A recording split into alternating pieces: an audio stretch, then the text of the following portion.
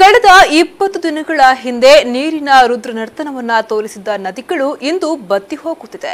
ಹೌದು, ದಕ್ಷಿಣ ಕನ್ನಡ ಜಿಲ್ಲೆಯನ್ನ ಭಾಗಶಃ ಮುಳುಗಿಸಿದ್ದ ನೇತ್ರಾವತಿ ಹಾಗೂ ಕುಮಾರಧಾರಾ ನದಿಗಳಲ್ಲಿ ಇಂದು ನೀರಿನ ಮಟ್ಟ ಕುಸಿತಾ ಇದೆ.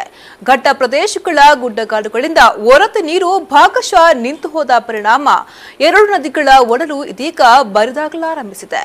ಕೇರಳದಲ್ಲಿ ಯಾವ ರೀತಿ ನದಿಗಳು ಹಾಗೂ ಅಂತರ್ಜಲ ಬತ್ತಿ ಹೋಗಿದೆಯೋ ಅಂತಹುದೇ ಲಕ್ಷಣವನ್ನ ನೇತ್ರಾವತಿ ನದಿ ಈಗ ತೋರಿಸ್ತಾ ಇದೆ. ಕಳೆದ 20 ದಿನಗಳ ಹಿಂದೆ ಮನೆಗೆ ನುಗ್ಗಿದ ನೀರು, ರಸ್ತೆಗೆ ನುಗ್ಗಿದ ನೀರು ಎನ್ನುವ ಸುದ್ದಿ ಮಾಡುತ್ತಿದ್ದ ನದಿಗಳು ಇದೀಗ ಬರಿದಾದ ಸುದ್ದಿಯಲ್ಲಿದೆ. ಹೌದು, ಪಶ್ಚಿಮ ಘಟ್ಟ ಹಾಗೂ ಕರಾವಳಿ ಭಾಗದಲ್ಲಿ ಸುರಿದ ಭಾರೀ ಮಳೆಯಿಂದಾಗಿ ದಕ್ಷಿಣ ಕನ್ನಡ ಜಿಲ್ಲೆಯ ಪ್ರಮುಖ ನದಿಗಳಾದ ಕುಮಾರಧಾರಾ ಮತ್ತು ನೇತ್ರಾವತಿ ನದಿ ಅಪಾಯದ ಮಟ್ಟದಲ್ಲಿ ಹರಿದಿತ್ತು. ವಾರಗಟ್ಟಲೆ ನದಿಯಲ್ಲಿ ನೀರು ತಗ್ಗದೆ ಹಲವು ಕುಟುಂಬಗಳು ತೊಂದರೆಯನ್ನ ಅನುಭವಿಸಿತ್ತು.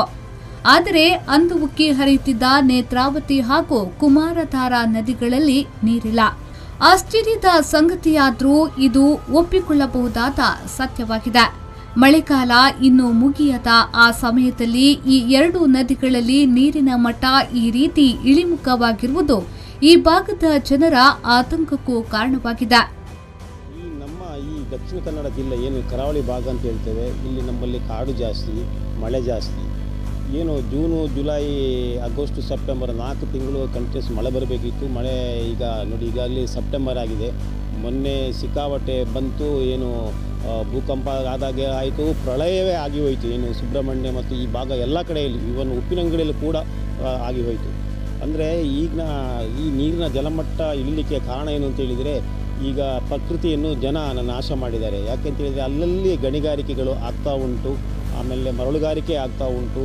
ಈ ನಮ್ಮ ಸುಬ್ರಹ್ಮಣ್ಯ ಭಾಗದಲ್ಲಿ ಏನು ಆ ಕಲ್ಮಕ್ಕಾರ್ನ ಮೇಲ್ಗಡೆ ಇರುವಂಥ ಏನು ಸುಟ್ಟತ್ಮಲೆ ಅಂತ ಹೇಳ್ತಾರೆ, ಪ್ರಕೃತಿಯ ಮೇಲೆ ನಿರಂತರವಾಗಿ ನಡೆಯುತ್ತಿದ್ದ ದೌರ್ಜನ್ಯದ ಫಲವೇನು ಎನ್ನುವ ರೀತಿಯಲ್ಲಿ ಸುರಿದ ಭರ್ಜರಿ ಮಳೆ ಇದೀಗ ನಿಂತು ತಿಂಗಳು ಕಳೆಯಲಾರಂಭಿಸಿದೆ. ಈ ಸಂದರ್ಭದಲ್ಲಿ ಸುರಿದ ಹಾಗೂ ಹರಿದ ನೀರು ಇದೀಗ ಎಲ್ಲಿದೆ ಎಂದು ಈ ಎರಡು ನದಿಗಳಲ್ಲಿ ಹುಡುಕಬೇಕಾದ ಸ್ಥಿತಿ ನಿರ್ಮಾಣಗೊಂಡಿದೆ.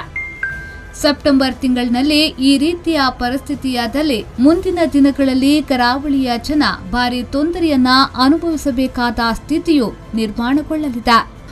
ಆಗಸ್ಟ್ ತಿಂಗಳಿನಲ್ಲಿ ಸುರಿದ ಮಳೆಯಿಂದಾಗಿ ಕುಮಾರಧಾರಾ ಮತ್ತು ನೇತ್ರಾವತಿ ನದಿ ಅಪಾಯದ ಮಟ್ಟದಲ್ಲಿ ಹರಿದಿತ್ತು.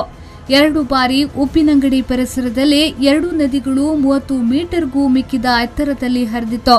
ಕರಾವಳಿ ಜಿಲ್ಲೆಯಲ್ಲಿ ಅಂದು ಸುರಿದ ಮಳೆಯನ್ನ ಪರಿಗಣಿಸಿದಲ್ಲಿ ಜಿಲ್ಲೆಯಲ್ಲಿ ಅಂತರ್ಜಲ ಮಟ್ಟ ಹೆಚ್ಚಿದೆ ಎನ್ನುವ ಸಂತಸವೂ ವ್ಯಕ್ತವಾಗಿತ್ತು. ಆದರೆ ಸದ್ಯದ ಪರಿಸ್ಥಿತಿಯನ್ನ ಅವಲೋಕಿಸಿದಾಗ ಆತಂಕಕಾರಿ ಬೆಳವಣಿಗೆಯ ಲಕ್ಷಣಗಳು ಕಂಡುಬರಲಾರಂಭಿಸಿದೆ. ಕಳೆದ ವರ್ಷದ ಸೆಪ್ಟೆಂಬರ್ ತಿಂಗಳಿನಲ್ಲಿ ತುಂಬಿ ಹರಿಯುತ್ತಿದ್ದ ನೇತ್ರಾವತಿ ನದಿಯೀಗ ಬತ್ತಿ ಹೋಗುತ್ತಿದೆ. ಕೇರಳದ ರಾಜ್ಯವನ್ನ ಕಾಡಿದ್ದ ಪ್ರವಾಹದ ನದಿಗಳು ಇಂದು ಯಾವ ರೀತಿಯಲ್ಲಿ ಬತ್ತಿ ಹೋಗಿದೆಯೋ ಅದೇ ರೀತಿಯ ಲಕ್ಷಣ ಇದೀಗ ನೇತ್ರಾವತಿ ನದಿಯಲ್ಲೂ ಕಂಡು ಬರಲಾರಂಭಿಸಿದೆ. ದಕ್ಷಿಣ ಕನ್ನಡ ಜಿಲ್ಲೆಯ ಜೀವನದಿಯಾದಂಥ ನೇತ್ರಾವತಿ ನದಿ ಕಳೆದ 1 ತಿಂಗಳ ನೀರಿನ ಹರಿವನ್ನು ಪರಿಗಣಿಸಿದಾಗ ಬಹಳಷ್ಟು ಸೊರಗಿರುವುದಾಗಿ ಕಾಣ್ತಾ ಇದೆ. ಕಳೆದ ಆಗಸ್ಟ್ ತಿಂಗಳ 14ಕ್ಕೆ ಉಪ್ಪಿನಂಗಡಿಯಲ್ಲೊಮ್ಮೆ ಸಂಗಮ ಆಗಿತ್ತು. ಅರ್ಥಾತ್ 26.5 ಮೀಟರನ್ನು ಗಡಿ ದಾಟಿ 30 ಮೀಟರ್ನಷ್ಟು ಅಂತರದಲ್ಲಿ ನದಿ ಹರಿತಾ ಇತ್ತು. ಇವಾಗ ನೀವು ನೋಡಬಹುದು, ನದಿ ಅರ್ಧಾಂಶ ಬತ್ತಿ ಹೋದಾಗೆ, ಅಂದರೆ ನೀರು ಬಿಟ್ಟು ಹರಿತಾ ಇದೆ. ಸಾಮಾನ್ಯ ನಾವು ಡಿಸೆಂಬರ್ ತಿಂಗಳಲ್ಲಿ ನೋಡುವ ನದಿಯನ್ನು ಈಗಲೇ ನೋಡುವಂಥ ಸ್ಥಿತಿ ಬಂದಿದೆ.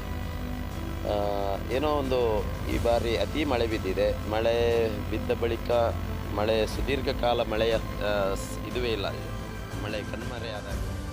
ಕಳೆದ ತಿಂಗಳಿನಲ್ಲಿ ಸುರಿದ ಭಾರೀ ಮಳೆಯಿಂದಾಗಿ ತುಂಬಿ ಹರಿದಿದ್ದ ಜಿಲ್ಲೆಯ ನದಿಗಳಲ್ಲಿ ನೀರಿನ ಮಟ್ಟ ಸಂಪೂರ್ಣ ಇಳಿಮುಖವಾಗಿದೆ. ನೀರಿನಲ್ಲಿ ತುಂಬಿ ಹೋಗಿದ್ದ ನದಿಯೀಗ ಕೆಲವೆಡೆ ಮೈದಾನದ ರೀತಿಯಲ್ಲಿ ಬದಲಾಗಿದೆ. ಇದೇ ಪರಿಸ್ಥಿತಿ ಮುಂದುವರೆದರೆ ದಕ್ಷಿಣ ಕನ್ನಡ ಜಿಲ್ಲೆಯ ಜನ ಮುಂದಿನ ದಿನಗಳಲ್ಲಿ ನೀರಿಗಾಗಿ ಪರಿತಪಿಸಬೇಕಾದ ಕಾಲ ಬರಲಿದೆ. ಪ್ರವೀಣ್ ಕುಮಾರ್, ವಿ4 ನ್ಯೂಸ್ 24/7 ಪುತ್ತೂರು.